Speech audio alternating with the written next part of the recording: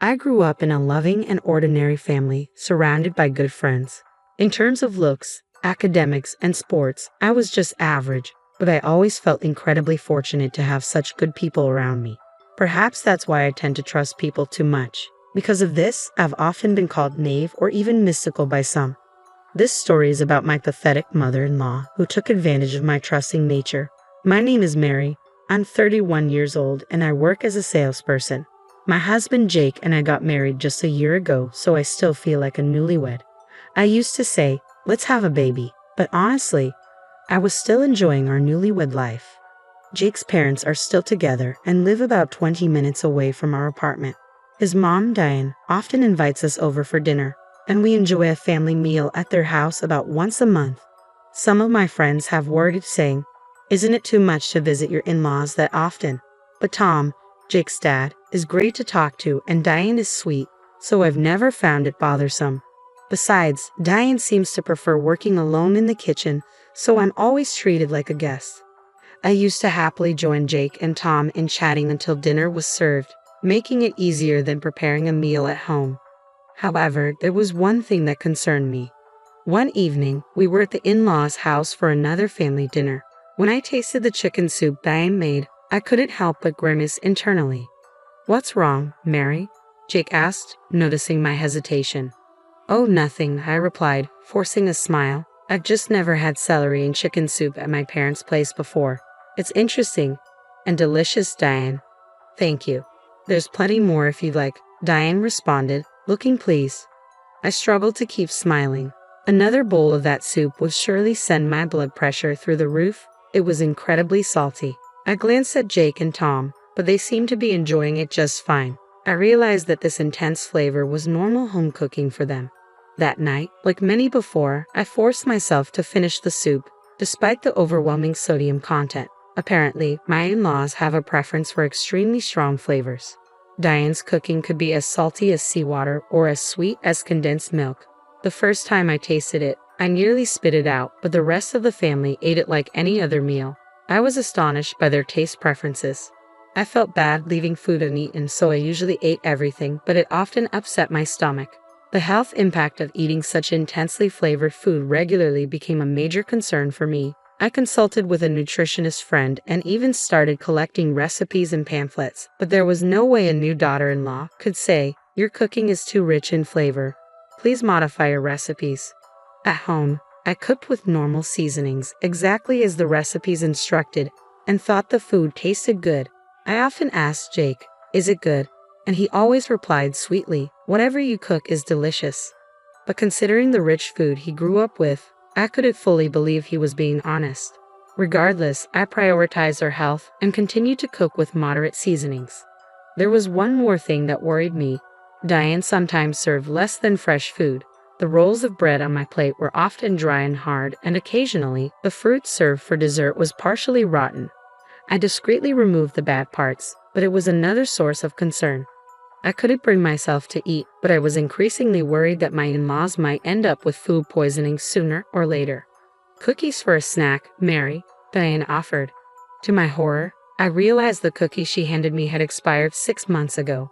Jake noticed too, and quickly spoke up, Mom, these cookies are expired. Diane looked startled and then laughed it off, saying, oh no, I'm so careless. I felt relieved that she didn't seem too concerned, but my relief turned to alarm when I found the same box of expired cookies mixed into the snack bag she gave me on our next visit. I had seen this kind of behavior before, the time my grandma started showing signs of dementia. Could it be happening to Diane too? She was only in her 50s, but I began to doubt whether her forgetfulness was just carelessness or something more serious.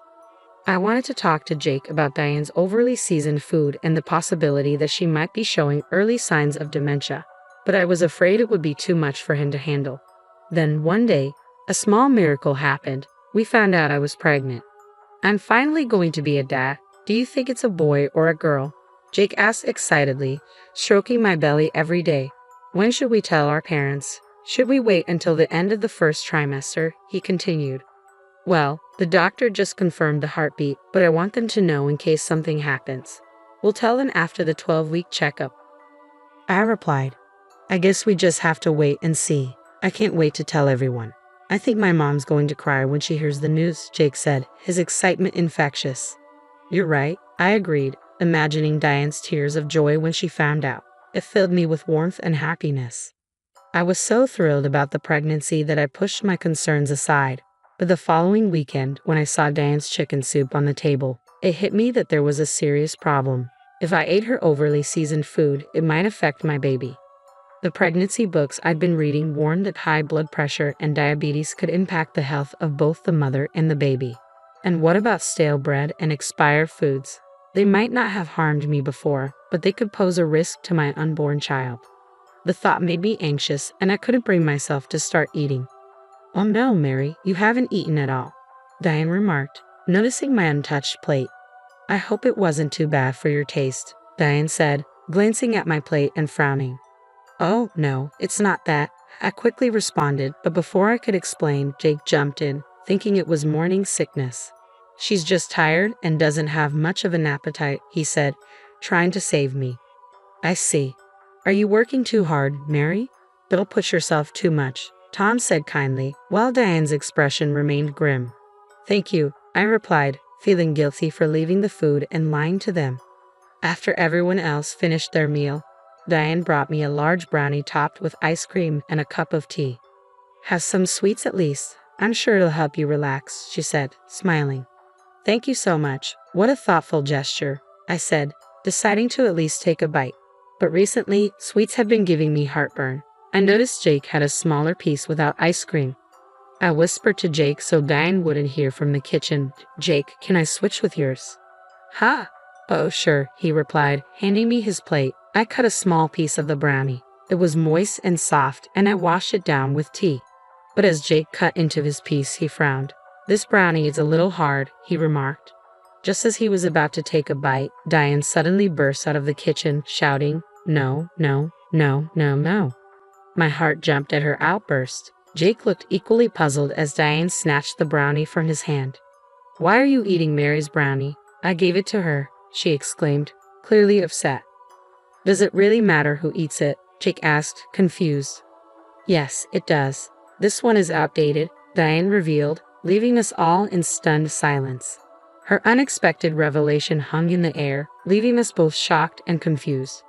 I didn't notice the brownie was old because the ice cream was melting on top, I said, hoping to diffuse the tension. But my words only seemed to confirm Diane's intent. Jake turned to his mother, his voice calm but filled with a quiet fury that made the moment even more chilling. So you tried to hide the staleness by adding ice cream, didn't you, Mom? Diane's face went pale as she realized the severity of the situation. She scrambled to defend herself. No, that's not it. It's old, but it's still good, so I wanted Mary to have it. Jake wasn't convinced. Then why did you stop me so forcefully from eating it? You gave it to Mary knowing it wasn't safe. No way, Diane stammered, her voice trembling. Suddenly, it all clicked and a shiver ran down my spine as I pieced everything together. You've been feeding me stale food and giving me expired snacks on purpose, haven't you? What? Tom, who had been silent until now, glared at Diane with an intensity that sent chills through the room. What's going on, honey? Diane, visibly shaken, tried to explain herself. It wasn't on purpose. I just had some leftovers, and I didn't want to waste them, so I gave them to Mary. That's what you call on purpose, Jake shot back, his voice cold. I can't think of any good reason to make someone else eat food you don't want. But she's not really our family, Diane muttered, her voice barely audible. She's an outsider, so why not give her the old food? Jake's eyes narrowed. You became part of my family too, but you were never treated like that. No, but... Diane's voice faltered as she banged on the table in a panic, her composure unraveling. As I watched her, my heart sank. The Diane I thought I knew was nowhere to be found. I had loved Diane so much, but now I was deeply disappointed. I wondered if everything I believed about her kindness was just an illusion. The more I thought about her betrayal, the more disgusted I felt. She now seemed like a distressed demon, scrambling to make excuses. But there was something else gnawing at me. Was it really harmless? Could it be that the intense flavors in your food were intentional too? What? What are you talking about? Tom and Jake looked at her in disbelief. Diane's expression faltered, revealing a hint of guilt. Jake grabbed my bowl of chicken soup despite Diane's desperate attempt to stop him. Don't, Jake.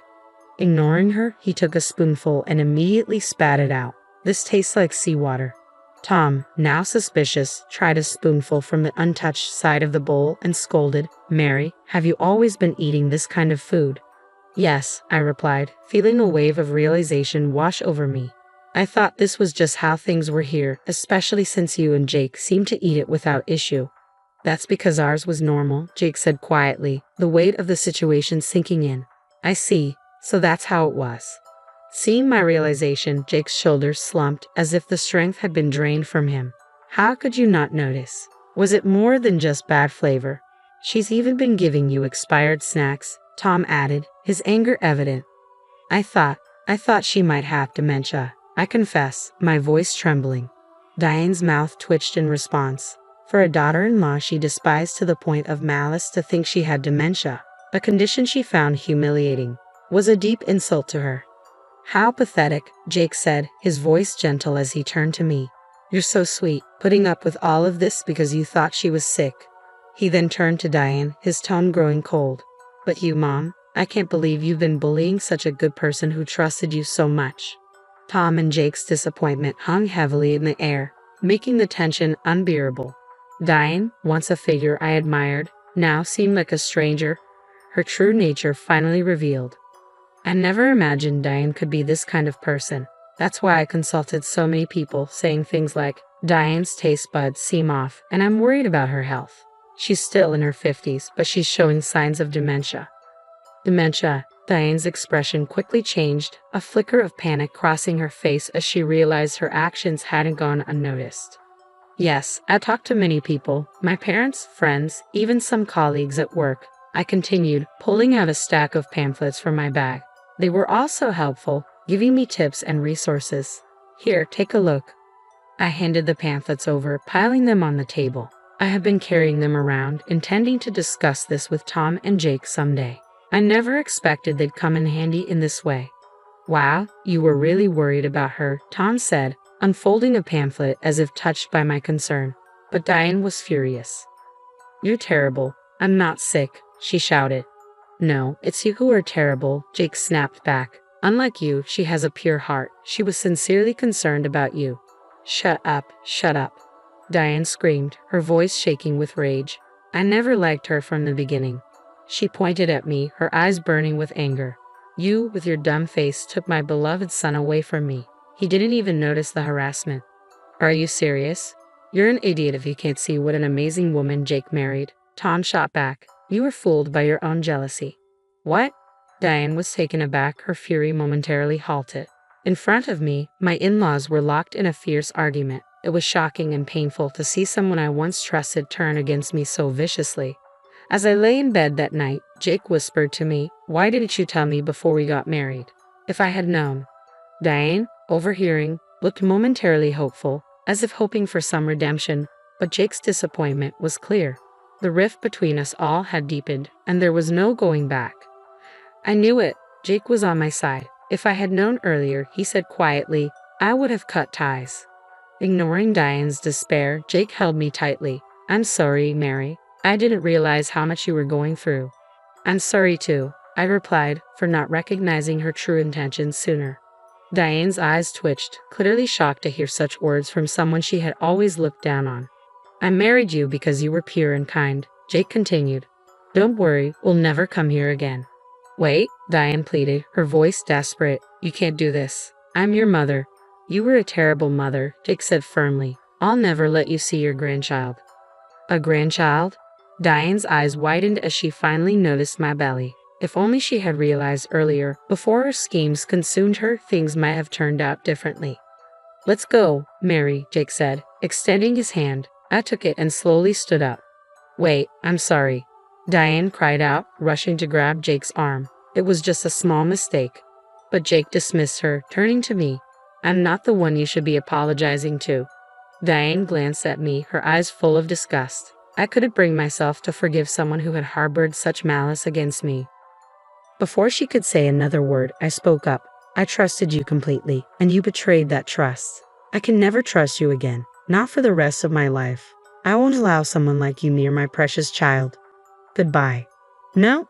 Diane collapsed in anguish as we walked away without looking back. Tom, watching us leave, seemed to understand that we would never return. It's strange to think about it now, but if only Diane had cherished our relationship, she could have lived a happy life as a grandmother surrounded by her grandchildren.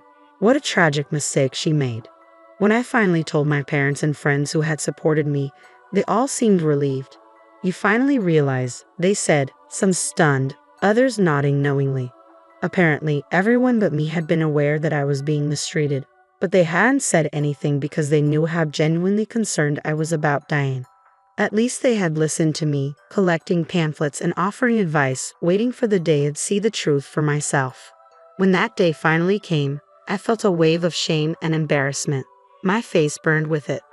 But thanks to the mountain of material everyone had given me, I was able to prove that my concern had been genuine.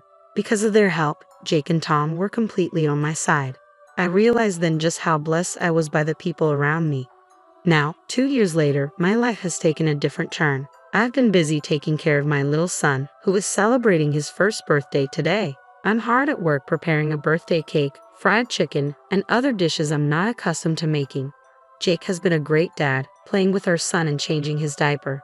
In the midst of this, I get a call from Tom. He was invited to the birthday party, so I'd pick up the phone without hesitation, assuming he might need to ask me something. "Hello, Mary," says the voice on the other end, sweet and probing. It's not Tom. Even after 2 years, I recognized Diane's voice instantly. After we cut ties, we moved to a new place far away from her and only told Tom. I blocked Diane's number and had mine erased from her phone. Thanks to Jake and Tom acting as shields, I didn't have to endure an unwelcome visit at the hospital when I gave birth. I've been able to live a peaceful life, and now she wants to ruin it. Just hearing her voice sends a shiver down my spine. "Where's Tom?" I ask. "He's in the bathroom right now," she replies. "Isn't it my grandson's birthday today?" I don't think Tom told her, but she might have noticed him discreetly preparing a gift. Jake senses something's wrong from my tone and gestures to take over the phone, worry etched on his face. But I give him a thumbs up, indicating I've got this. I continue the call, knowing that the innocent, naive wife I once was is a thing of the past. "Listen, Mary," Diane begins. I genuinely feel terrible about what happened. Diane's voice trembled with regret. "I was wrong to do such mean things, and I regret it deeply." "Ha!" I replied, uncertain of her sudden change of heart. "I want to see my grandson soon. I'll buy him lots of cute clothes and toys." Diane continued, her voice trying to sound hopeful. "Okay, but I don't need you to hide needles in the toys or anything like that," I said firmly. "No, I wouldn't do something so horrible," Diane protested. "I mean, you think I'd do that after all those accusations?" "You fit me all those disgusting things," I countered. "It wasn't just a little too much salt or sugar. It was unhealthy and potentially dangerous." "But I really regret it," she insisted. "You're kind enough to understand that, right?" "I'm often told I'm kind," I said, "but it's not just kindness. I'm just too trusting. Once someone betrays that trust, it's gone forever." "So you'll never regain my trust," I told her firmly, "and I won't forgive you. I'll never let you see my precious son." "Wait, Mary." Diane's voice cut off as I ended the call. I could hear Tom and Diane yelling at each other on the other end. I hung up, feeling a mix of relief and sadness. "Sorry for that," I said quietly to Jake. "You're getting stronger, Mary," Jake said, his voice filled with pride as he placed a comforting hand on my shoulder. Of course, I am his mother. My son looked content lying in his crib, and when he saw me, he flapped his little hands happily. I picked him up, rubbing my cheek against his soft, tiny body, which still carried a faint scent of milk. His eyes reflected pure joy as he looked at me, filling me with a wave of protective, maternal love. I've outgrown the gentle, naive wife I once was. Now, I'm determined to be strong and vigilant to protect my family. "Oh, it smells so good," I said, noticing the birthday cake was almost ready. My son's happy coos made us both smile broadly. In the past, I was carefree and blissfully unaware of others' malice. But that was because of the people who shielded me. Now, it's my turn to protect my family. I'm resolved to be strong so that these happy days can continue for a long time.